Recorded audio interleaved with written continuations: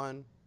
What's going on, everybody, and welcome to another Angle of Pursuit podcast, your fantasy football home over at fakepigskin.com. It's Thursday. That means Bobby Adcock is here with me, and we're going to talk some DFS. We're going to talk some sports betting and have a really good time. So, Bobby, how's things? Things are great, Kyle. I think I've had enough time to kind of process all of week one and just about enough time to overthink week two. And so now I feel good to just throw it out there. So, I'm excited. I'm excited to get at it. Absolutely. And, we switched. Last week we recorded, I believe, on Tuesday and wanted to get, obviously, with the first week and the Thursday night game, we wanted to kind of get some stuff going. But I think this is going to be better for us. It's going to give us more time to kind of process and get some ideas about, who we like and where the money's moving in gambling. And then obviously our DFS picks and the two tie in together because you look at those over-unders, you look at the projected, kind of way that Vegas thinks the game's going to go, and it helps dictate kind of what you should expect with your DFS lineup. So before we jump into this week, I did want to recap. I went 1-1-1, so a little bit of here, a little bit of there, a little bit of there. And my Broncos, I thought they were headed to cover town, and Seattle kind of made it a game, so ended up pushing there. The Chiefs won pretty easily. Obviously, Tyreek Hill was a monster. Pat Mahomes looked great, and then the Giants. I don't know. I watched a lot of that game. I felt like the Giants should have covered. They honestly looked like the better team. Bet a couple fluky plays here and there. Eli doing Eli things, and all of a sudden that game was out of reach. You went 1-2. The Bears, man, that was a great call. I love that call, and I couldn't pull the trigger myself, but it was definitely the right side. Let's see, the Texans plus 6.5. That was kind of a back and forth game. I don't know. Anytime you go against Belichick and the Patriots, but I felt like that was probably the right side. I felt like it was going to be like 5 or 6. And then the Falcons, I told you I had some hesitation with that, and I ended up, the that was another ugly game that the Eagles ended up covering. Well, I put my kiss of death on the Falcons, making them my Super Bowl pick, and of course, talking up not only just that, but talking up their defense especially. Yeah. Of course, then now we have Keanu Neal out for season, and they just put Deion Jones on IR. So, sorry, Atlanta. But, that was a tough one. They just kind of Atlanta just looked exactly like they had last year, a very frustrating red zone offense. And, it was just kind of an instant replay almost of the divisional round game last season. So, I'm a little disappointed, but we'll talk more about Atlanta this week as well. Yeah, they lost some key pieces that definitely didn't help. Okay, so wait, did AJ Green? AJ Green is going off. He just caught his third touchdown of the night. He is having a monster performance. Well, I will say, we're fine doing this Thursday nights, and I do have the game on by me, but in no way, shape, or form am I ever going to gamble or involve myself in Thursday night football in that way, because it's such a cluster, and it's just having that 3-day rest. It's just bad football. All these non-contact injuries already tonight. CJ Mosley's out. Yep. So. I can't stand it. But, I did see AJ Green. That's pretty cool. Yeah, I'm with you there. I think Thursday is just a game to avoid in terms of DFS and gambling. Although sometimes I like doing the Monday-Thursday slate. Sometimes that can be fun if the teams are right, and you can kind of get a little bit of an edge.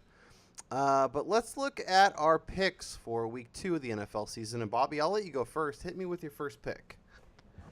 Okay, well, kind of talking about Atlanta and losing two very key defenders. I mean, arguably probably two of their top, 6 or 7 players, really. Mm-hmm.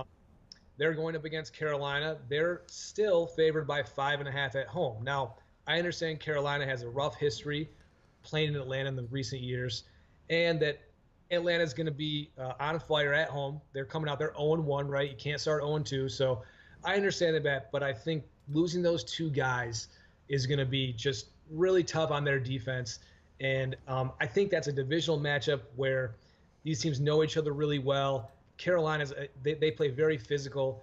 I think it's going to be a close game. And I think at 5.5 points, that's a score where, Carolina could be down by 10 or 11 to start a fourth quarter and be one play away from covering that game. Yeah. So I feel like that's a good value there. And I'm going to, my first pick, I'm going with Carolina plus 5.5 on the road at Atlanta. Yeah, this is a very interesting game. It's a game I looked at a lot. The line has moved from 5 to 5.5, almost 6 in some places. 45% of the tickets are coming in on Atlanta, 55 on Carolina.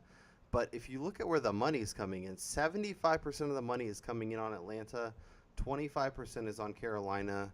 Everything looks there's some danger. There's the Falcons looked horrible in their first game. Everybody.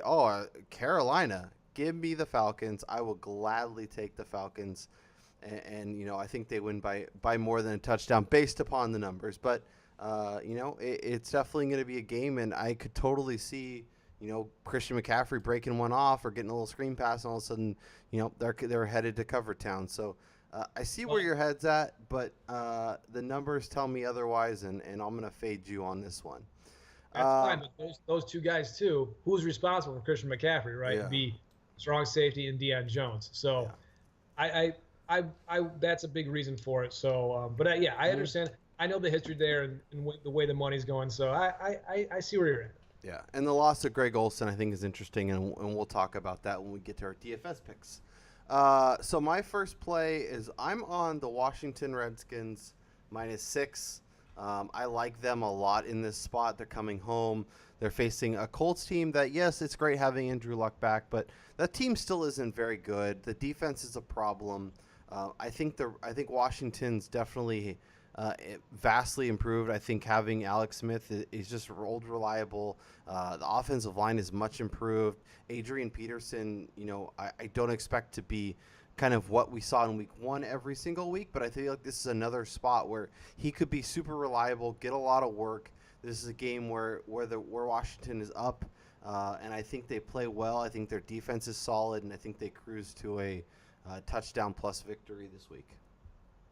I like that play. When I drop my extended post on my NFL and DFS and gambling tomorrow, I may have Washington in there as well.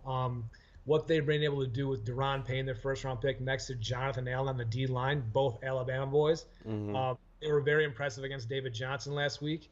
And I've been bullish on them to start the year, and I feel like this is a spot where even though you see 6 points, you think, wow, Washington – Yep. 6 points to Andrew Luck, who probably the best player on the field in this game.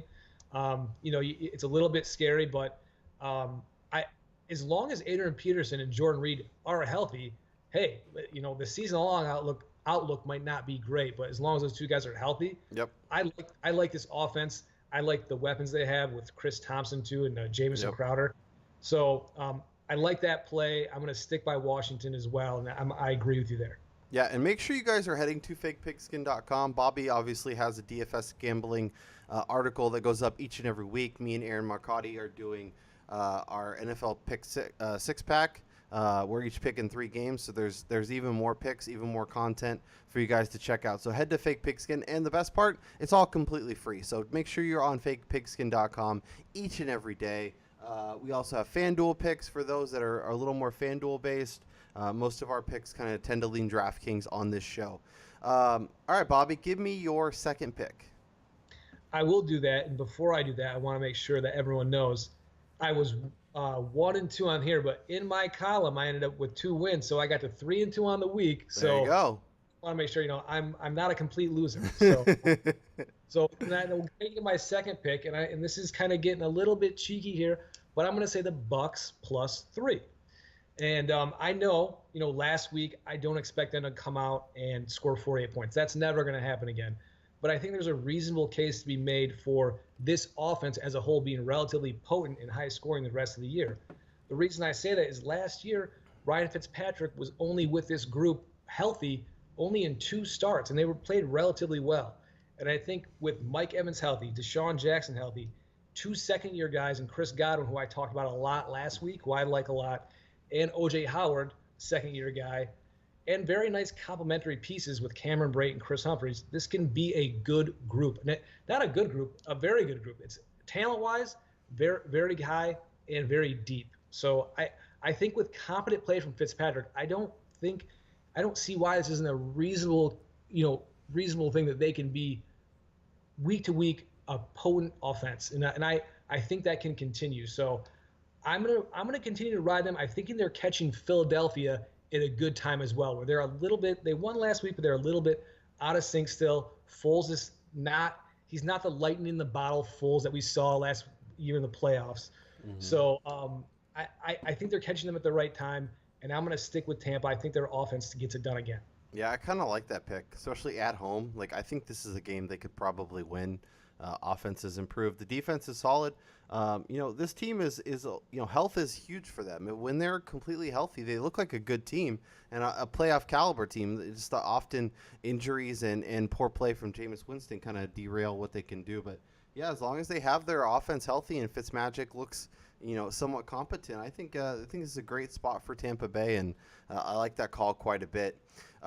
This one is gonna raise some eyebrows. This one is gonna make some people shake their head, but I am taking the Arizona Cardinals plus 13 this week at the LA Rams. I know it seems crazy. I know it seems like, what are you doing? They got dismantled at home. The Rams are really good, Super Bowl contender. Rams are played the late game on Monday night. Arizona is making a short trip. I think the Cardinals' offense is much better than we saw a week ago. David Johnson, got his feet wet. He's back. I don't think Sam Bradford's as bad as we saw, and I think this is gonna be a game. Yeah, he's pretty bad. But I think the way you cover this game is if he gets benched in the first quarter. That's the best. That's your best chance to cover. Hey, so. as a Josh Rosen fan, I'm very much for that. I think the Rams are up. I think they win comfortably, but I think it's inside 2 touchdowns. Yeah, I mean, 13's a huge number, right? You're playing with that kind of number. They could be down by 21, and with one possession to go and have a chance to cover that. But I will say I caught quite a bit of that Arizona-Washington game, kind of having Washington as one of my picks last week. Yeah.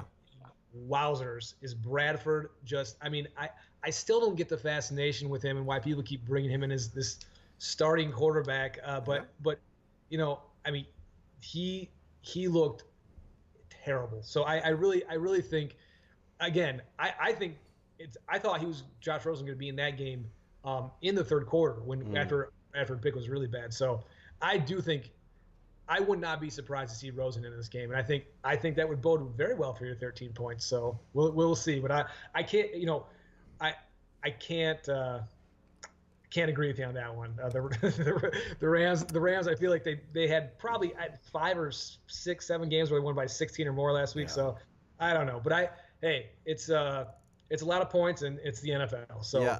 I'll probably feel real dumb when when this game's over, but it'll be the second quarter and the Rams are up 20 points, 30 points, and I'll be like, oh, why did I do that? But I use the math, I use the numbers, and this is where we're at. Why don't you hit me with your best bet, Bobby? My best bet is I'm kind of going back to a well in a way. It's not a well necessarily. It's a well against the Packers is what it is. I don't think the Packers are very good outside of Aaron Rodgers. I think their defense has a lot of rookies, outside of the rookies. I think there's a lot of holes. Clay Matthews is 1,000 years old. He's supposedly still one of their best players. And I think they proved to be soft up front, like we talked about last week. Chicago was able to run all over them and kind of just push them around a lot. Not when they really needed to late in the game, because at that point things had gotten absolutely in outer space. Yeah. But when the game was in the mix, I think it proved out that they were able to physically really dominate them up front.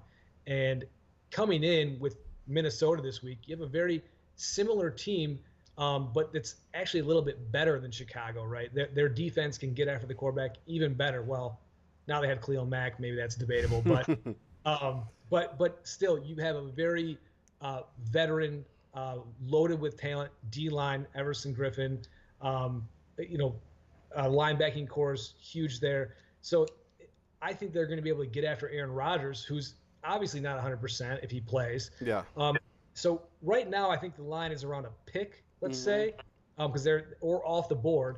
But even if this is Aaron Rodgers is in, I think this is a game where Minnesota could actually win going away, maybe by double digits. I think so.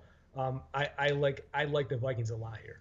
Yeah, I'm 100% with you. I love the Vikings in this spot. I think their defense is incredible. I watched the whole game against the Niners, and they picked up right where they left off. Obviously, Kirk Cousins is still good.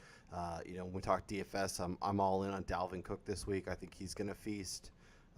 Yeah, if you can get it, it's actually, it's either pick or +1 for the Vikings. So take the Vikings on the field. They're going to win this game. And the bets and the money support you. So, and maybe it's a little bit of Deshaun Kaiser is going to play. So, people would think they're getting value there too. But yeah, if you can get this number, I absolutely love it. And even if Rodgers plays, it could be a long day for him running around with this defense. Well, just like you though, I mean, I'm going to feel really stupid when he ties his right arm behind his back and then throws touchdowns. So, I mean, anything with that guy, who knows? But I'm going to stick by Minnesota. Yep, 100% with you. I'm going to go with my best bet, and it's the Pittsburgh Steelers.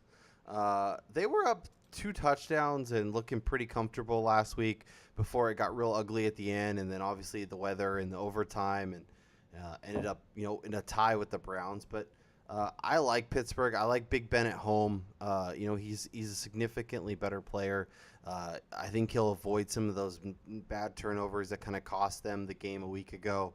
I think, Antonio Brown feasts. I think Juju Smith-Schuster feasts. James Conner's obviously, picking up right where Lev Bell left off. So give me the Steelers. This line's gone from 5 to 4 in favor of Pittsburgh. Obviously, Kansas City was great a week ago, and obviously, Pat Mahomes, Tyreek Hill, this team looked really impressive. And but I'm happily taking the Steelers, and I think they win by that touchdown or more. Yeah, this one is a total stay away for me. I caught a lot of the Mahomes game at the Chargers. And he obviously came out and had a huge statement game, right? I mean, he looked amazing. And this is a hot take, but he actually in some ways reminded me of Aaron Rodgers a little bit. With just he seamlessly went from one play where he kind of flicked his wrist and the ball went like 30 yards on a rope down to Tyreek Hill on a rollout, and then the very few plays later throws this little touch pass to Belcher, the fullback, from the pocket, and it was a very just finesse throw, and went for 6 right away. And I was like, wow. I mean, it was very impressive to see just him in his pro debut. So, but again, I understand what you're saying here. Playing in Pittsburgh is a lot different than playing in LA, which is basically a Chiefs home game. So this will be his first experience experiencing a true road atmosphere in the NFL, and that will be something to see. But this is just one where I'm staying away from this one. This is so entertaining without it that I'm just gonna sit back and watch. But gun to my head, I would go Steelers with the home field advantage. They play well. They're a good home team. Yep, totally agree. All right, let's shift our focus and let's talk some DFS. Let me pull up Draftkings here. Bobby, when you're building lineups this week, is there a player or a stack that you really like that you're finding yourself kind of building your teams with? Well, Kyle, as I've talked to you about before, I'm a Lions fan. Well, let me rephrase that. The Lions are the team I grew up watching, and we all saw what happened on Monday night on national television, and beyond all of the the team quitting and the complete shit show that being down 48-17, I believe, was to start the fourth quarter. Yeah. All that stuff aside, the real issue is this defense has serious issues. And just to give an example, their second round pick a year ago on the D-line, Ashawn Robinson out of Alabama, was a healthy scratch. I mean, that just tells you that the talent and the depth on the front seven and the defensive line in particular is rough. And they made Isaiah Crowell and Bilo Paulo. I mean, they made them look like Tiki Barber and Brandon Jacobs. So I mean, like it was terrible. So that's a thing that I don't know can be corrected with, a week of practice. It's just a personnel thing, right? Yep. So I think this defense is in big trouble. I think they're going to be a defense to target all year long in fantasy and in DFS. So for me, I'm going Jimmy G at home. The Niners, they're 0-1. They're going to come out on fire, and I think Jimmy G and that offense will feast Yep. Sunday afternoon. So he's going to be. I'm pretty fairly certain I'm putting him as my quarterback in every lineup. I couldn't agree more. And I'm going to spitball off of that, and I'm putting Dante Pettis in a lot of my lineups. The dude is only $4,000. If Marquise Goodwin is still banged up, still dealing with a hamstring issue, there's a big chance that he sees more of the field, more opportunities. He made a big play in week 1 against Minnesota. I love Dante Pettis, and at that price, super easy to fit in, and then you can put in some studs around him, and it's great, have that upside shot. And the other piece that I'm pairing with Jimmy G is George Kittle. He looked for Kittle early. He looked for him often. I was a little concerned a week ago, and I actually faded Kittle in a lot of lineups, and in my redraft leagues, just because I was like, I just don't see it. The linebackers are good. This Harrison Smith will be guarding him. It'll be a rough day, and he ended up just having a really good day, and it could have even been better if he doesn't drop that little floaty touchdown that ended up, kind of turning the game around when they threw a pick six on the next play. So Kittle's another guy, especially with the way tight ends going. Olsen's out, Delaney Walker's out. Kittle is sub 4,000, can be easily fit in, and I mean that's a great way to start a lot of lineups. Yeah, I agree. And who would you consider the most I guess sneaky or like affordable stack this week? Would it be San Fran? Is there others? Well, I mean, there is a few others. There's obviously, we talked about Pittsburgh, and I love that stack. Anytime I'm here for Big Ben and Brown, Big Ben and Juju. Obviously, not quite as affordable, but it's definitely a good way to start. And obviously, Pettis will find a way into my lineups.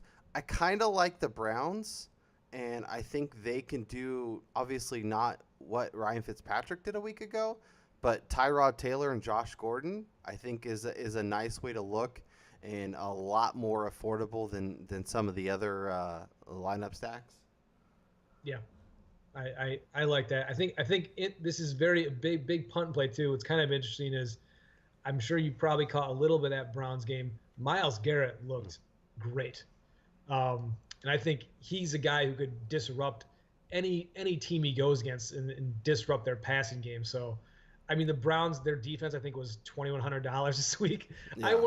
I wouldn't suggest it like outright, but it's one of those things. If you're just really looking to cut it, tight end and defense, hey, just where you have money elsewhere, just throw the Browns. Who knows? Yeah.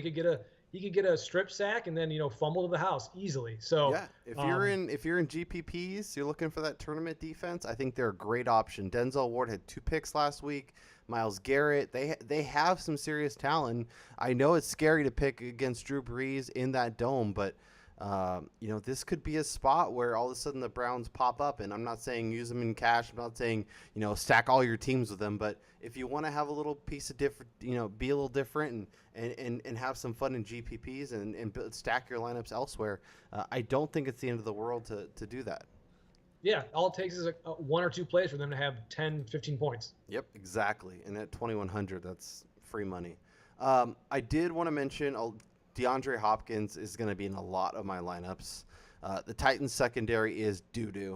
And in his last 8 games versus the Titans, 8 for 80, 10 for 107 and touchdown, 7 for 123.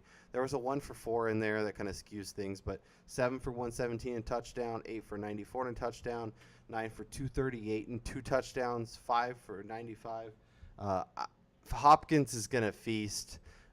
He is expensive, but you can find ways to get him in your lineup, and he's still cheaper than Brown, Michael Thomas, Odell, and Julio. And I think he's going to be the number one wideout this week. Yeah, that's I mean, God, they're divisional opponents. I mean, you would think that they might figure out, mentioning all the lines that you just mentioned, like, hey, we might want to pay attention to this guy. Oh, and Kenny Stills had 2 touchdowns last week, reminding us that the defense is still a problem, even though they brought in Malcolm Butler. And it was I'm a hardcore Titans fan. I watched this game very closely, and Malcolm Butler was just frustrated. People were not getting their spots. It's very un-New England like. So this team has a way to go. And I know one of the long touchdowns was right on Malcolm Butler, right? Mm-hmm. Yeah, I saw that. Yep. All right, hit me with another guy that you're excited to put in your lineup this week. Well, going back to kind of what we talked about, and I think you already mentioned it, but Dalvin Cook. Yeah. I think going back to the Minnesota and just kind of the theory with the Packers being soft up front and Dalvin Cook having already a lot of the volume in that offense. There was kind of some thinking that, they might ease him back in and have it more of a split with Latavius Murray, but that did not take place in week 1. And I think he's a type of player too. I think he's just going to get better as the season goes on. And he was a star in the making last year until he got hurt and putting up huge weeks, not only running the ball, but catching the ball. I think he had around 6 catches on 7 targets maybe. So it's not just it's not just a 2-down back. He's versatile. He can play all 3 downs, and they're putting him out there. So I think he'll just get better as the season goes on. And at 6,500, I mean that's what I typically do, right? I try to look for, all this stuff, whether it's betting or whether it's DFS, you're looking for value, and you're looking for inefficiencies before the market corrects them. So I think that's a guy, as the season goes along, he's going to be up in that high $7,000, maybe $8,000 range. So get him while you can at 65. And I think I love him this week. Yeah. I'm in the same vein with James Conner. Like, I feel like he's still not priced where he needs to be. Evan Silva even was tweeting out, like, basically, like there's 1 or 2 running backs that he might consider over him this week. Other than that, James Conner is the guy, and he, kind of expects him to feast and perform, and I'm 100% in agreement there. So, Conner and Dalvin Cook starting as your backs, I think is a great way to look. If you're looking to save some money at running back, I like James White a lot this week. Basically, the Pats are just, their backfield is injury riddled. There's talks that Sony Michel could be ready to go for this week. But this is a great opportunity against a really good Jaguars defense for a lot of checkdowns and swing passes and unique ways of getting James White the ball. Obviously, last week he found the end zone. And he's sub 6,000. I think he's a great option that if you want to stack those stud receivers, if you want to go Hopkins and Antonio Brown and, James White could be a nice way to look. Yeah, is he just the new Shane Marine now? He's just a guy who, no matter what, who's healthy or whatever, he's the guy he's so versatile. They can put him in on run packages, split him out, motion him out, and he's just so involved that he's going to get his 8 to 9 touches and has upside for scoring in that offense. So I think it's a great play and a great value. Yeah, and Philip Dorsett, another pass catcher in that offense, could feast. Edelman's still out. They're looking for options. I think the amount of volume he got in week 1 definitely makes him interesting. Who else you got for me, Bobby? Well, I think just looking at generally kind of within offenses, I think I'm high on the Bucs offense. I talked about that already, but I think in DFS, a guy like Mike Evans, right? Mm-hmm. Again, talking about identifying value early on. He's at 7,300 this week. Again, as the season goes on, if he stays healthy, you're going to see him in the mid 8,000s, 85, close to 9,000, where the Antonio Browns are of the world. So he's that type of talent. So when I see him there, I will fade, and I'll gladly take him every day. Last week we saw him against Marshawn Lattimore, right? And he's the type of guy who it it doesn't matter who he's going against. He can get his, because that's the type of player he is. So I'm not worried about the Philadelphia defense or any defense really with him. If he's healthy, 7,300, I'll take him all day. And I also someone out of the Skins is going to kind of blow up each week, and they're all priced very reasonably. So whether it's Crowder, whether it's Jordan Reed, who's already up, he was at 4,000 last week. He's at 5,000 this week already. Yeah. Just because he's healthy, really. But so whether it's him, Crowder, or Chris Thompson, you know that one of these guys is going to have a big day. So it's just kind of maybe throwing out a few lineups and just kind of tossing each one of them out there, because you know that one or maybe two of them is going to dominate that week. Yeah, and I like the Jordan Reed call. Obviously not somebody I want in redraft or Dynasty because you never know when he's going to play. But in DFS, he's perfect because when he plays and he's somewhat healthy, he has the ability to go off and be among the elite tight ends on a week-to-week basis. I'm going to play me some Devin Funchess this week. Devin Funchess is a guy when Carolina doesn't have Greg Olsen, we saw this last year, didn't have Greg Olsen, Cam tends to look his way a lot more. Without Greg Olsen, Funchess is a guy that's usually sub 10-ish fantasy points a week. But when Greg Olsen is out, he's closer to 20 every single week. So I like Devin Funchess. We mentioned the injuries to the secondary, to the linebacking core. There's going to be some need for tweaks, but I think there's an opportunity, and you obviously like Carolina, so maybe Funchess is the guy that helps lead Carolina to at least cover this game, if not win it outright. And that's why I love that pick. And I also think I talked about McCaffrey last week. I'm probably going to run him back this week. Mm-hmm. I just think again that matchup with those two specific guys who are on him. I think it's a good spot for Carolina. I do. So I'm with you on Funchess. I think he's a good value at 6,000. Yeah. Is there a defense you like this week? Obviously, the Chargers, I feel like are going to be chalky because they're going up against Buffalo. But without Bosa, they're not as good as they have been. And they're not going to create – I know maybe Josh Allen is just that bad. Maybe he creates enough turnovers. But I don't hate fading them this week. The Rams are probably a good pick, but is there anyone outside of those two defenses that you really like? Yeah, sticking with what we've been from again with what we were talking about, the defense I wrote about last week was Washington, and I think they have a big upside with their front seven, with their linebackers, with their defensive line, and they're going against a Colts O-line that is very shaky to say the least. So they could cause a lot of problems there. I'm expecting them to play well this week. So at the price, I believe it's 2,700 this week. Yeah, 2,700. I was just looking at that. That's tremendous value. I think it's a great value. And I'll say this, $100 less. And again, what I've been talking about, and the Vikings. Yeah. We saw what Aaron Rodgers did last week. Obviously, what he did was amazing, but you saw what the Bears did, who's kind of an inexperienced team as far as how to win, right? Yep. So they had a shaky second half, but with the Vikings, they're going to go after this guy, and they're going to be relentless. They're not going to take their foot off the gas. So anything the Bears can kind of do to them, the Vikings will be able to do to them, and they're going to anticipate him trying to get the ball out quickly. They're going to adjust for that. So I think at $2,600, they're a great value. Mm-hmm. Yeah, and them and the Texans are two defenses that I'm looking at that could potentially be seeing backups if Rodgers doesn't play for some reason. Deshaun Kaiser, who I like, but will have a bad day against the Vikings, so he'll feast. Same with the Texans. If Blaine Gabbert's starting, I kind of like the Texans. Even if Mariota's starting, if he's hobbled, I like him as a player, and I really hope as a Titans fan that he figures it out. But if you tell me that, the Titans, play the Texans and he has 3 picks and maybe Derrick Henry fumbles and, maybe J.J. Watt or Tyrann Mathieu ends up in the end zone, that wouldn't shock me at all.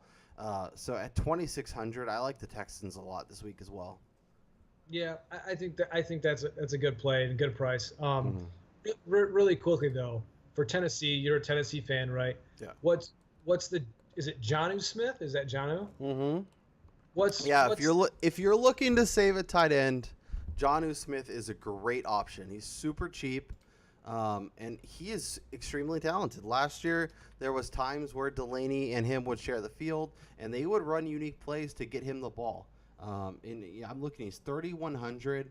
The Titans are going to need playmakers, and obviously Corey Davis will get a lot of work. But I think Jonnu Smith is a great option, a guy that could see a lot of work, especially if Blaine Gabbert plays. He'll look to that tight end, a lot of checkdowns, and they find unique ways, kind of little bubble screens and different ways to get him the ball. And if the Texans are playing well and get up pretty good, and Jonnu Smith could get a lot of work. Maybe he's 6 for 75 and a touchdown, and he's a big reason why your lineups are really successful this week.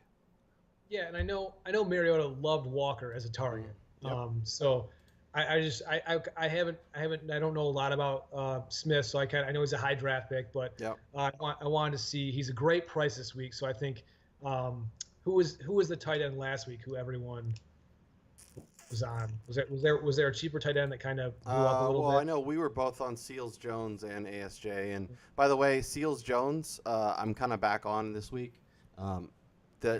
The Rams and the Rams and Broncos are two defenses that I'm going to look at tight ends all year long because they have they have really talented corners that kind of funnel everything towards the middle of the field, and we saw what Jared Cook did on Monday night against the Rams. We saw what Will Dissly did against Denver. These are two defenses that if you see a decent enough tight end, especially when they're really affordable. I'm gonna look at tight ends real quick, but Jared Cook is 3,600, and down. Seals Jones 2,900. So if you want to save some money and you're trying to figure out how, I think these are two great options outside of Jonnu Smith that could make a lot of sense at tight end. Yeah, and I think a decent strategy too. If you're looking to budget, I like to cut at quarterback. I think I can find production there. And if you use in DraftKings, if you use a tight end and the flex as a tight end, you can save a ton of money there. So if you want to go like Jonnu and George Kittle or something like that, I always like doing those plays. And I'll throw OJ Howard too, just because I keep slurping on the Bucks. Yeah, Howard. I think any given week he can have a big game. He showed potential for big games last year already. So I'm a believer in this offense. Week to week now. So yeah, and OJ Howard actually was a better performer last year when Fitzmagic was under center. He plays better with him. Fitzmagic targets him a lot more. So if you're looking for an upside play, I think that's another great option. Before we get out of here, Bobby, is there anyone that you're trying to avoid this week? Any of the studs? Any of the top options? You're like, yeah, I between price and situation, I'm just gonna avoid that completely. Le'Veon Bell. No, I'm just kidding. So I think my style is typically to go a little bit away from a lot of those guys. Mm-hmm. If there's someone in particular, from the quarterback position, I'm kind of just checking out a little bit right now. Maybe Brady. I even if they win that game, I think it's going to be a little bit ugly. So I don't know if he's worth the quarterback position. I think he's in the 7,000 range. And then I'm taking a look here. I wonder if Melvin Gordon is a guy to avoid. I think obviously that Buffalo defense is trash, and maybe he'll do enough in 2.5 quarters to warrant the $7,400 price tag.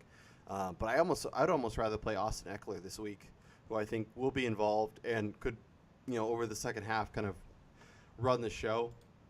Yeah, and I'll give you one too. How about David Johnson? I don't. There's chances they could get behind a lot. Sure, it could cause them to get a lot of catches, maybe. But what's the touchdown upside, right? Yeah. I'm not saying I would, hey, don't start him. But hey, if I'm picking in that price range, he might be a guy that I would probably pass on. Yeah, if you're in a redraft or dynasty, obviously he's in your lineup. But yeah, I'd much rather play James Conner. I'd much rather play Dalvin Cook. Probably even Chris Thompson, like, to be honest. I You wrote, know, I and, think McCaffrey. yeah, McCaffrey, save money, look at it. How do you feel about like Mahomes and Tyreek Hill? When teams and offenses, have a huge game, are you more willing to say, hey, maybe they can back that up, or are you more like, I'm going to avoid him this week and see maybe some other options bust? No, I mean I don't ever say I'm going to try to avoid them necessarily, because again with if you watch the Chiefs, you can tell they're a home run hitter, Yeah, and all they need is a few plays, and especially with Tyreek Hill, he can touch the ball twice and have a huge day. yeah, I mean, he returned the first play of their season. What was it, an 80-yard punt return? yep, So, I mean, he's the type of guy, and it looked like, at least when I was watching, that Mahomes was all over him, and he can get open very, very well. So I'm no, I think Tyreek's I would continue to be on. I actually think he's slightly undervalued, to be honest. I think with Mahomes he might have another dimension that he can get to. So I think he might be slightly undervalued even at 7,600 this week. yeah. No, I think I'm with you, and I think he is legit. I think that offense is legit, and they run some unique stuff around the goal line that I thought will definitely help boost. I mean, he had two basically glorified handoffs that were counted for passing touchdowns, which, as a Patrick Mahomes owner in a lot of leagues, I was very, very happy to have. Are you worried about Travis Kelce in this offense? He was very underwhelming, only caught one of his 6 targets. Is he a guy that you're concerned about at all? No, I think I may be in like the minority camp on this, but I like it when they're all out there, right? Yeah, Like when if someone gets hurt, or say, like, oh, it's like if Kelce goes down or if Tyreek Hill goes down, then, oh, more targets for Kelce. It's like, no, I think if Tyreek's out there, that just opens it up more for guys like Kelce and Hunt. So I think the more that they're all out there, no, I'm not. I mean, if he gets 6 targets like he did, as long as they convert on 4 or 5 of those, he's going to have a decent enough floor yeah. that he'll be fine. And they're such a big play team, and just they can rip off chunks of yards on all their drives, that I'm not concerned at all. No. Yeah, and I honestly sometimes like to go after the guys that had a bad week, the Kareem Hunts, the Travis Kelce's, even Trey Burton's, guys that I like coming in and liked for a certain reason. So obviously, better times are to come for all those guys, and I couldn't agree more. All right, Bobby, this was a lot of fun. Obviously, we'll have to track our picks and our plays throughout the weekend, and we will be back to recap and do this again next Thursday. But for Bobby, I'm Kyle, and we'll talk to you guys later. Meanwhile, make sure you are checking out fakepigskin.com each and every day. There's so much good content up on there, and it's all free. So check it out. Let us know what you think, and if you want to see something else, let us know. But for Bobby Adcock, I'm Kyle Robert, and we'll talk to you guys next time. Thanks, Kyle. And I do have one reminder. I have my college GFS picks out for this week. I make a good analogy where I make fun of Michigan and also suggest them at the same time. So check that out. Yeah, anytime you can make fun of Michigan, I'm definitely on board. So I appreciate that, and we'll talk to you guys next week. Thanks, Kyle.